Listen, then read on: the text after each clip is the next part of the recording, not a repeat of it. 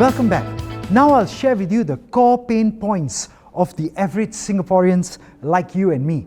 These are the pain points we really face today. Number one, the spike in the cost of living. You know, the man on the street like you and me, we don't need technical details to tell us that the cost of living in Singapore is going way up. But our salaries, our wages are staying stagnant, especially for the working and the middle class like you and me. Average Singaporeans, we are not earning million-dollar minister salaries. That's why we feel the squeeze every day in our lives. Take a look at how the prices have changed in the last 5 years. Our salaries can hardly match the increase in prices of even basic goods and services. Instead of thinking of ways to ease the burden on all of us Singaporeans like you and me, the PAP-led government introduces and wants to still introduce new taxes and increase the rate of the existing ones. This is not right. Look at the water prices. They have gone up nearly 30%. Look at the electricity prices. They have gone up nearly 23%. The polyclinic fees have gone up by even 20%, my dear friends. Even a cup of kopi, the simple coffee and tea you buy, has gone up nearly 20%. But our median salaries, where have they gone? Have they really gone up even half that amount of 15%?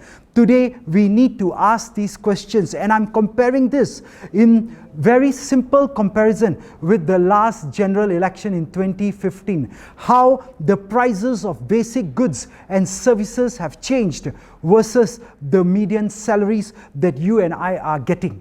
Something to think about, my dear fellow Singaporeans. Now, the second core main point that's very painful for average Singaporeans, and you may be facing it too. Maybe one of your loved ones are facing it too.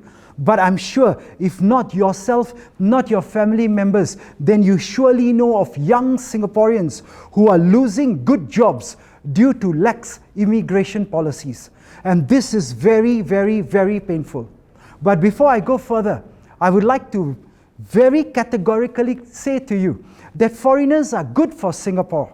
Foreigners are good for Singapore. And like us, they are also seeking a better life for themselves, aren't they? But the irresponsible immigration policies of the PAP-led government has led to an excessive influx of foreigners. And that is what we are against. The excessive influx of foreigners at the expense of local Singaporeans. That is what we are against. Because of this, I do not know whether you feel it, but every Singaporean we have been meeting on the road, they are saying that there is a greater tension between Singaporeans and foreigners. Why such a pain in Singapore? More local working professionals, maybe yourself, your family members, are getting retrenched, while the number of foreigners hired, especially in professional positions, has steadily risen over the last few years. Our PMETs are suffering very badly.